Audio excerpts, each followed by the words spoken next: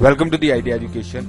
आज की वीडियो के अंदर हम क्लीन्स थ्योरम का सेकंड पार्ट कवर करने जा रहे हैं कि जिसके अंदर हम लोग यूनियन का कंसेप्ट सीखने वाले हैं कि जब भी हमने दो एफएस को हमने उनका यूनियन लेना है तो वो कैसे लेना है और दो एफएस का यूनियन होता क्या है।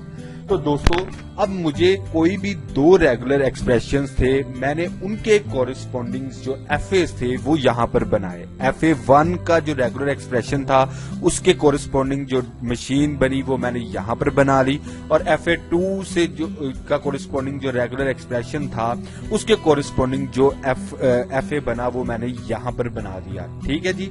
अब यूनियन का मतलब हमने समझना है कि अगर मैं FA1 और FA2 का यूनियन लेना चाहूं तो मैं इसको किस तरह से एलैबोरेट करूंगा। तो यूनियन का मतलब ये है कि all the words generated from this FA and all the words generated from this FA are included in the resultant language और रिजल्टेंट मशीन।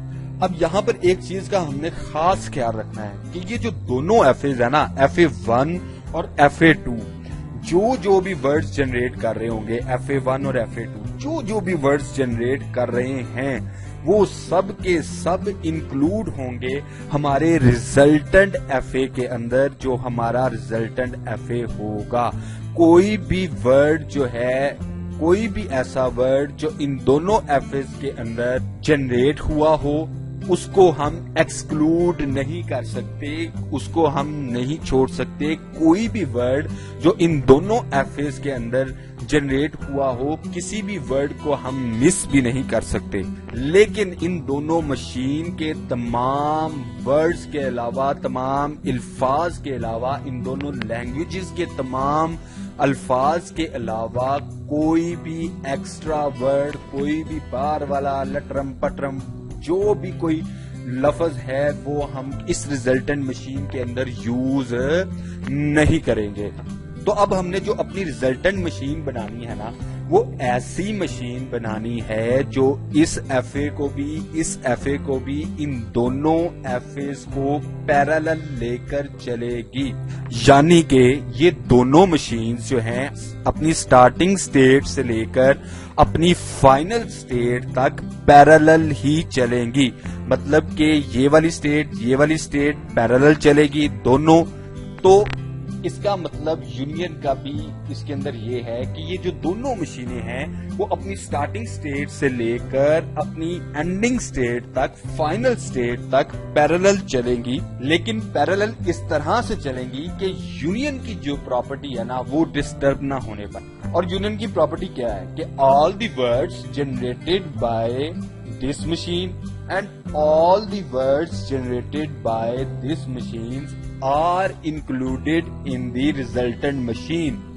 नो बार वाली, नो हैंकी बैंकी, कोई और वर्ड कोई भी इसके अंदर इंक्लूड नहीं होगा मां सिवाय इन दोनों जो मशीन हैं उनसे जो जनरेट हुए तमाम अल्फाज हैं उनके। तो दोस्तों, अब हमने क्या करना है। अब सबसे पहले अब हमने ये भी देख लिया यूनियन क्या है। अब हमने ये भी देख लिया कि यूनियन के अंदर हम लोग कौन कौन से एलिमेंट्स हैं या कौन कौन से जो वर्ड्स हैं वो आएंगे, कौन कौन से वर्ड्स जो हैं वो नहीं आएंगे। ठीक है। अब हमने जो है सबसे पहले क्या करना है कि अगर हमने इनका यूनियन लेना है तो सबसे पहले हमने इन स्टेट्स को कोई ना कोई वैल्यू देनी है। ठीक है जी। अब हमने सबसे पहले क्या करना है कि आपको पता है कि जब भी हम कोई रिजल्टेंट मशीन लैंग्वेज बनाते हैं या रिजल्टेंट मशीन बनाते हैं तो वो किस तरह से बनाते हैं। हम डायरेक्टली उसको ड्रा नहीं करते, सबसे पहले हम उसका ट्रांजिशनल ग्राफ बनाते हैं। सबसे जो मेन क्वेश्चन है वो ये है कि हमें पता किस तरह लगेगा कि जनाब ये यूनियन है, A आ जाता है या रेगुलर एक्सप्रेशन A आ जाता है और रेगुलर एक्सप्रेशन जो है B आ जाता है। तो हमें ये किस तरह पता लगेगा कि इन दोनों सेट का हमने यूनियन लेना है। तो यूनियन को हम ऑलवेज प्लस के साइन से जो है वो डिनोट करते हैं। और यूनियन का मतलब क्या है कि आइदर दिस। तो अब चलिए जी, अब हम अपनी जो है ना वो रिजल्टेंट मशीन बनाने की कोशिश करते हैं और उसका ट्रांजिशनल ग्राफ, सबसे पहले तो हम ट्रांजिशनल ग्राफ बनाएंगे।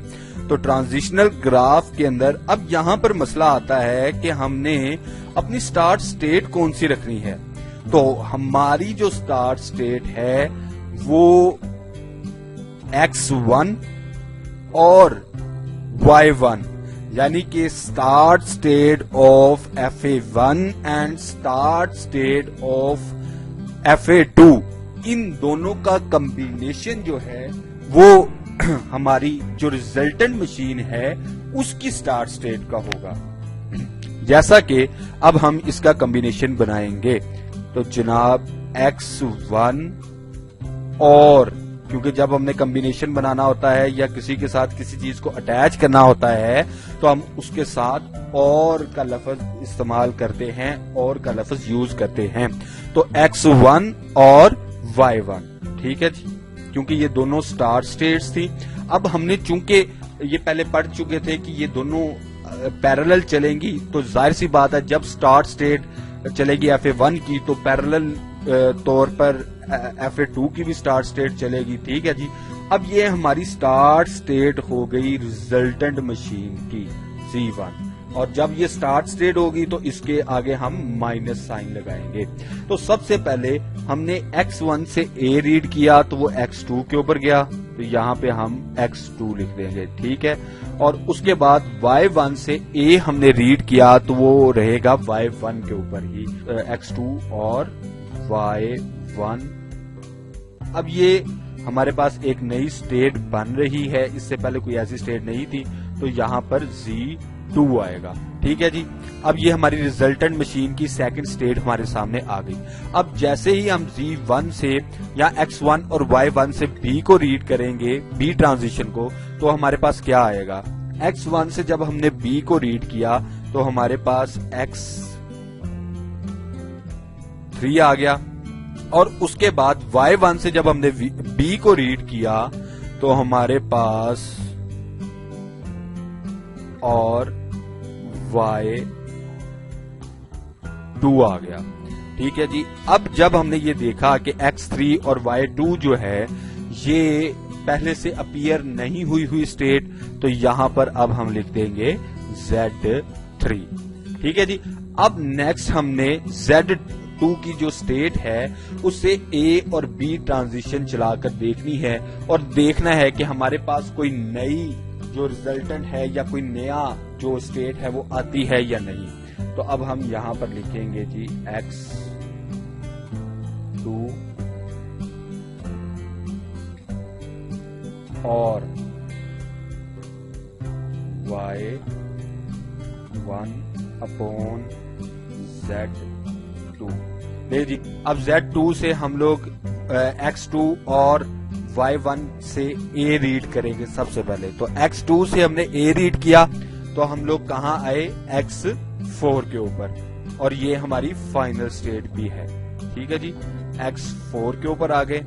अब y1 से हमने A रीड किया तो हम लोग y1 पे ही रहे, तो हमने यहाँ पर लिख दिया और y1। अब ये भी हमारे पास एक नई स्टेट है। तो दोस्तों अब ये हमारे पास एक न्यू स्टेट आ गई x4 और y1, तो हम यहाँ पर एक न्यू स्टेट का लिख देते हैं जी Z4, ठीक है जी। अब हमने x2 और y1 से B ट्रांजिशन रीड करनी है, या B ट्रांजिशन जो है ना उसको फॉलो करते हुए उसका रिजल्ट हमने देखना है। तो अब हम x2 से B की तरफ जाएंगे। तो x2 से अगर हम B रीड करें तो ये आता है जनाब x3 के ऊपर, और उसके बाद y1 से अगर हम B रीड करें तो ये आता है जी y2 पे। तो अब हमने देखना है कि ये हमारे पास पहले से तो स्टेट मौजूद नहीं है, तो जी हाँ जी, ये हमारे पास पहले से ही स्टेट एक मौजूद है Z3 के नेम से। ले जी, अब हमारे पास जो तीसरी स्टेट है Z3, अब हम उसके जो है ना ट्रांजिशन ए और बी के बारे में जो भी हमारे पास रिजल्ट आएगा हम उनको चेक करेंगे। तो जी तीसरी है हमारे पास X3 और Y2/Z3। ठीक है जी। अब हम Z3 की जो रिजल्टेंट जो हमारी मशीन है उसकी जो तीसरी स्टेट है उसकी हम वैल्यूज ए और बी ट्रांजिशन के ऊपर फाइंड करने जा रहे हैं। रिपीट। तो दोस्तों X3 से जब हमने ए को रीड किया तो हम लोग पहुंचे X2 के ऊपर और X3 उसके बाद जब हमने Y2 से A को रीड किया तो हम पहुंचे Y3 के ऊपर। तो यहां हम लिखेंगे और Y3 अपॉन। अच्छा, अब हमने जब पहले ये देखना है कि ये हमारी स्टेट पहले से कहीं मौजूद तो नहीं है, तो इस तरह की हमारी स्टेट कोई मौजूद नहीं है, तो अब हम इसको क्या वैल्यू देंगे जी, क्या वैल्यू देंगे? अब हम इसको वैल्यू देंगे Z5 की। ये पांचवी स्टेट आ गई हमारी रिजल्टेंट मशीन की। उसके बाद अब हम इससे B ट्रांजिशन चेक करेंगे। तो X3 से B हम गए, B पे कहां गए जी? X4 पे। तो यहां पे आ गया X4 और Y2 से हमने जाना है B पे, तो ये आ गया जी Y2। तो अब हमने ये देखना है क्या हमारी ये वाली कोई स्टेट ऐसी है जो मौजूद है जो X4 और Y2 पे आती हो। तो हमारी ऐसी कोई स्टेट नहीं है, तो इसके ऊपर हम Z6 लिख देंगे। ठीक हो गया। अब हमने Z4 के लिए जो रिजल्टेंट मशीन Z4 है उसकी A और B ट्रांजिशन को देखना है, उसको फाइंड करना है। तो ZX4 और Y1, ठीक है जी, अपॉन Z4। अब जनाब हम X4 के ऊपर आए। X4 से हमने A रीड किया तो हम X4 पर ही गए, और Y1 से हमने A रीड किया तो हम Y1 पर ही रहे। तो यहां पर आ गया जी X4 और Y1 अपॉन Z4। अब मैंने Z4 क्यों लिखा है? Z4 इसी वजह से लिखा है कि ये हमारी पहली स्टेट मौजूद थी, तो यही वही दोबारा आई। ठीक है जी। अब X4 से हम लोग B की ट्रांजिशन को रीड करेंगे। तो X4 से अगर B की ट्रांजिशन पे हम आए तो हम X4 पे ही आते हैं। नहीं जी, ये हम X4 पर ही आ गए। और ठीक है जी, Y1 से हम लोग B की ट्रांजिशन पढ़ेंगे तो हम आएंगे Y2 पर। X4 और Y2, अब ये हमारे पास पहले से कोई मौजूद थी स्टेट? जी हाँ, ये हमारे पास स्टेट मौजूद थी Z6 की। जी, तो हमने Z4 की जो अपनी रिजल्टेंट मशीन है उसकी फोर्थ स्टेट को हमने फाइंड कर लिया था। अब हमने जो पीछे 6 तक कोई स्टेट्स हमने फाइंड कर चुके हैं। ठीक है, तो अब हम सबसे पहले Z5 के ऊपर A ट्रांजिशन और B ट्रांजिशन को चलाएंगे और देखते हैं कि कोई नई स्टेट हमें मालूम पड़ती है या नहीं। ठीक है जी। अब हम यहाँ पर X2 के ऊपर जाएंगे और यहाँ से देखेंगे इसकी A ट्रांजिशन को। तो जब हम A ट्रांजिशन पे जाएंगे तो ये आएगा जनाब X4। ठीक है, और उसके बाद हम Y3 के ऊपर जब Y3 की ट्रांजिशन को देखेंगे तो यहाँ पर आएगा जनाब A, जब हम रीड करेंगे तो Y3 ही आएगा। X4 और Y3, तो ये हमने पहले देखना है कि ये हमारे पास कोई स्टेट पहले से तो नहीं है। नहीं जी, ये हमारे पास एक न्यू स्टेट दोबारा से आ गई जिसको हम अब यहाँ पर Z7 से डोनेट करेंगे। उसके बाद हमने X2 और Y3 से B को रीड करना है। तो जब हम X2 से B को रीड करेंगे तो हम कहाँ आएंगे जी? X3 के ऊपर। और Y3 से जब हम B को रीड करेंगे तो हम Y3 के ऊपर ही रहेंगे। ले जी, ये हम Y3 के ऊपर ही रहे और ये भी हमारी एक न्यू स्टेट आ गई है जिसे हम Z8 से डोनेट करेंगे। अब हम ऐसे ही स्टेट नंबर 6 के लिए A-B ट्रांजिशन को देखेंगे। तो हमारी स्टेट नंबर 6 क्या थी? X4 और Y2 अपॉन Z6। ठीक है जी, ये हमारी स्टेट नंबर 6 भी थी और ये हमारी फाइनल भी थी। तो हम यहां पर ये प्लस भी लगा देते हैं। ठीक है जी, अब हमने सबसे पहले X4 और Y2 से A को रीड करना है। ठीक है, तो सबसे पहले हम X4 से जो है ना वो A को रीड करेंगे। तो कहां पे आए हम? X4 के ऊपर ही। ठीक है जी, और X4 से जब हमने और Y2 से जब हमने A को रीड किया तो हम लोग कहां पहुंचे? Y3 के ऊपर।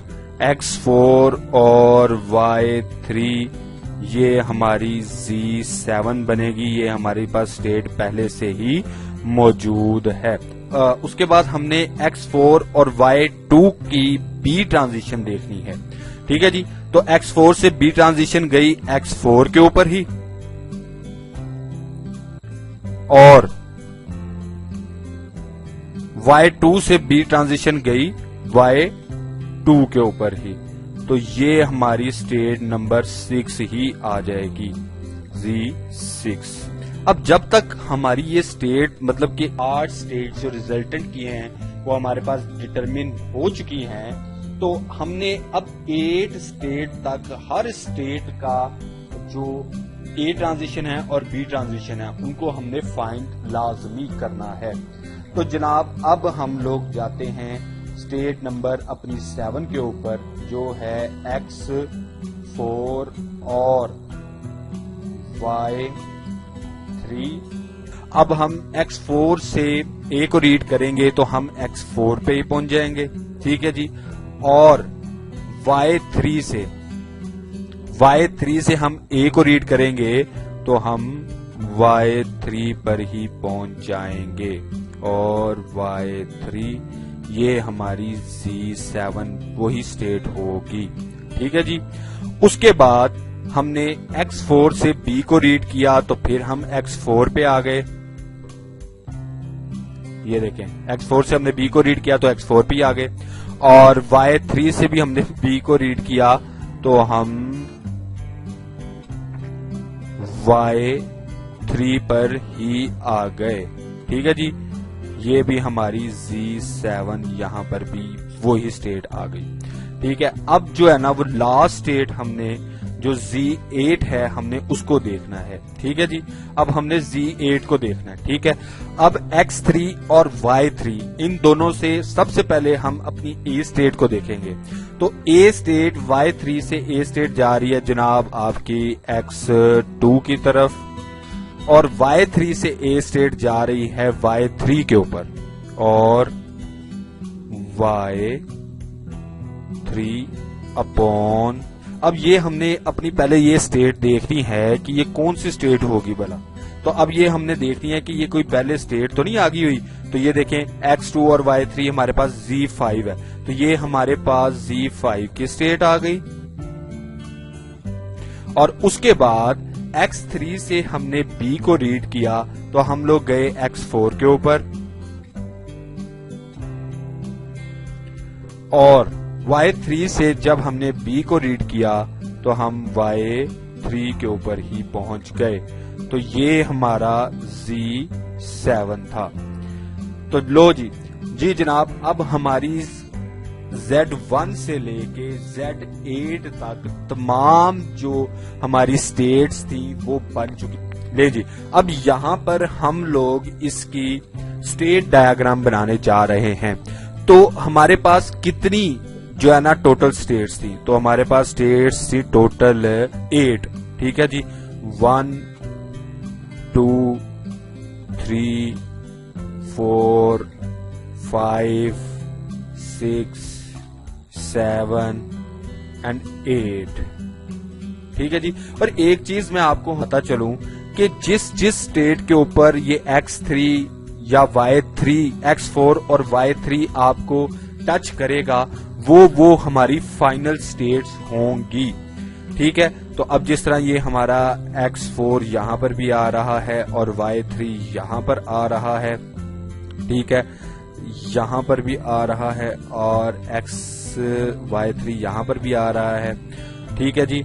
उसके बाद हम यहां पर देखें तो यहां पर भी आ रहा है और यहां पर भी ये फाइनल स्टेट बन रही है हमारी। यहां पर हमारी कोई फाइनल स्टेट नहीं बन रही।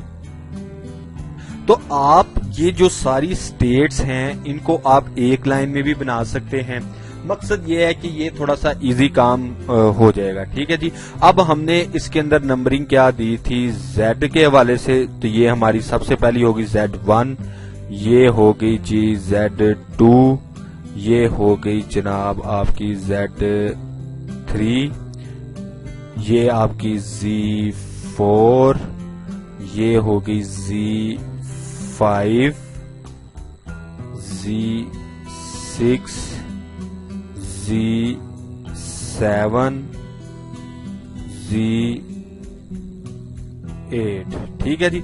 अब यहां से सबसे पहले हमने देखना है कि हमारी स्टार्ट स्टेट कौन सी है। हमारी स्टार्ट स्टेट है Z1 और फाइनल स्टेट्स हमारी काफी हैं। तो फाइनल स्टेट्स हमने देखनी है कि Z4 भी हमारी फाइनल स्टेट है, तो यहां पे हम प्लस लगा देंगे। ठीक है जी। Z5 हमारी फाइनल है, Z6 भी फाइनल है, यहां पे भी प्लस लगा दिया, Z6 पे भी फाइनल लगा दिया। और उसके बाद जनाब Z8 भी हमारी फाइनल है ले जी, और Z7 भी हमारी फाइनल है ले जी। ये हमारी स्टेट्स हो गई फाइनल। अब हमने ये देखना है कि ट्रांजिशन कहां से कहां मूव हो रही है। तो Z1 से A ट्रांजिशन Z2 पे और B ट्रांजिशन Z3 पे। तो Z1 से A ट्रांजिशन Z2 पे और B ट्रांजिशन Z3 से पे। तो ये आ गया जनाब A, ये आ गया B। ठीक है जी। अब Z2 से A ट्रांजिशन Z4 पे और B ट्रांजिशन Z3 पे। Z2 से B ट्रांजिशन जो है आपकी Z3 पे गई और A ट्रांजिशन जो है Z4 के ऊपर गई। ठीक है। उसके बाद आपने देखना है Z3 को। तो Z3 से आपकी A ट्रांजिशन जा रही है Z5 के ऊपर और B ट्रांजिशन जा रही है Z6 के ऊपर।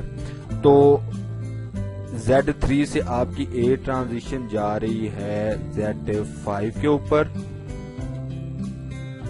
ये A आ गया, और B ट्रांजिशन जा रही है Z6 के ऊपर। ठीक है जी। ये आ गया B। उसके बाद Z3 भी हो गया। अब Z4 से हमारी A ट्रांजिशन जो है वो Z4 पे ही जा रही है और B ट्रांजिशन Z6 के ऊपर जा रही है। ठीक है जी। Z4 से हमारी A ट्रांजिशन Z4 पे ही चले गई। ठीक है। और उसके बाद जो हमारी B ट्रांजिशन है वो Z6 के ऊपर जा रही है। जी, ये हो गया। उसके बाद हमने Z5 को देखना है। Z5 से हमारी A ट्रांजिशन Z7 पे जा रही है और B ट्रांजिशन Z8 के ऊपर जा रही है। तो Z5 से हमारी A ट्रांजिशन Z7 के ऊपर जा रही है और B ट्रांजिशन जो है वो हमारी Z8 के ऊपर जा रही है। उसके बाद Z6 का जब हमने देखा तो उसके अंदर A ट्रांजिशन जो है वो Z7 के ऊपर जा रही है और B जो है Z6 के ऊपर जा रही है। ठीक है। तो B जो है वो इसी के ऊपर जा रही है, तो जनाब ये हमने B बना दी। और A जो है वो Z7 के ऊपर जा रही है, तो ये हमने A बना दिया। उसके बाद अब हमने Z7 की देखनी है। तो Z7 से अगर A रीड हुआ तो वो Z7 भी जा रहा है और B भी रीड होके Z7 भी आ रहा है। ठीक है। तो ये हम किस तरह शो करेंगे, ऐसे B। ठीक है जी। अब Z8 को हमने रीड किया तो Z8 से एक ट्रांजिशन आपकी जा रही है Z5 के ऊपर। लें जी, ये आपकी एक ट्रांजिशन आ गई Z5 के ऊपर, ये थी A। ठीक है जी। और B ट्रांजिशन आपकी जा रही है Z7 के ऊपर। तो अगर आपको इसके अंदर कोई भी किसी भी किस्म की कंफ्यूजन है तो आप नीचे कमेंट सेक्शन के अंदर हमें बताइए कि फलानी चीज जो है वो मुझे समझ नहीं आई, सो दैट जो है ना मैं आपकी वो कंफ्यूजन को दूर कर लूंगा।